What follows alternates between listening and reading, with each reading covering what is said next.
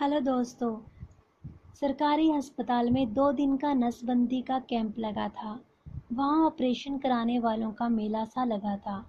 Operation कराने वालों के साथ आए हुए लोगों की भी भारी भीड़ जमा थी। लोगों के कंधों से टकराते हुए डॉक्टर, नर्सें और अन्य स्वास्थ्य कर्मी घूम रहे थे। सभी चाहते थे कि अधिक से अधिक नसबंदी ऑपरेशन हो जाए। स्वास्थ्य एवं चिकित्सा विभाग और सरकार भी यही चाहती थी। दूसरे दिन दोपहर बाद प्रभारी डॉक्टर के कमरे में एक लगभग 35 वर्षीय संभ्रांत महिला दाखिल हुई। वह सीधे डॉक्टर के पास पहुंची। वह बोली, डॉक्टर साहब, मेरा भी नसबंदी ऑपरेशन करवा दीजिए। डॉक्टर ने उसे गौर से देखा। कस्बा बहुत छोटा सा था, आबादी बहुत कम ही थी। कस्बे के निवासी जाने पहचाने से होते थे। निजी क्लिनिक भी गिनती के थे। कस्बे के लोग, चाहे अमीर चाहे गरीब, सभी सरकारी अस्पताल में ही जाया करते थे। डॉक्टर ने उसे पहचान लिया। उसके सामने एक इज्जतदार परिवार की महिला खड़ी थी, जो अपनी नसबंदी का निवेदन कर रही थी। डॉक्टर को ध्यान आया कि पिछले परिवार नियोजन कैंप में उसके पति का ऑपरेशन हो चुका था। डॉक्टर ने उसे समझाते हुए कहा, बहन जी, आपके पति का ऑपरेशन पिछले कैंप में हो चुका है। आपके ऑपरेशन कराने की कोई ज़रूरत नहीं। पति का ऑपरेशन हो जाने के बाद पत्नी के ऑपरेशन की ज़रूरत नहीं रहती। लेकिन वह महिला नहीं मानी। वह डॉक्टर पर ऑपरेशन करने के लिए जोर डालने लगी। डॉक्टर ने उसे समझाने का पूरा प्रयास किया, मगर वह नहीं मान रही थी।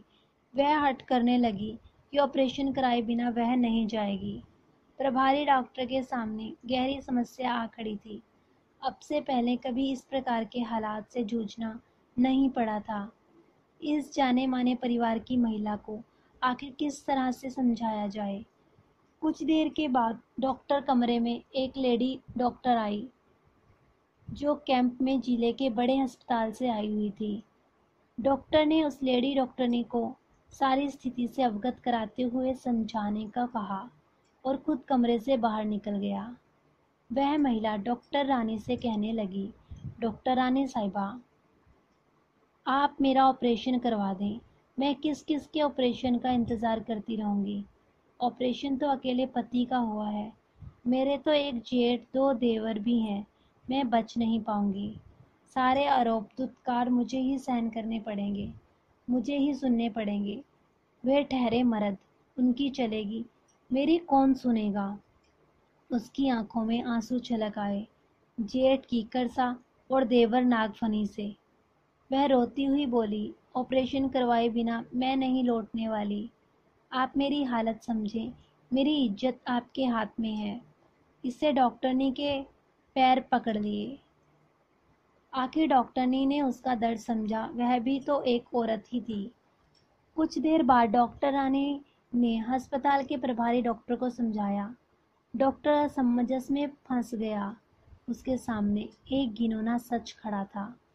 संभ्रांत घर में कैसे उग आए कीकर और नागफनी। वह सोचने लगा कि इस समस्या से निपटने के लिए क्या किया जाए।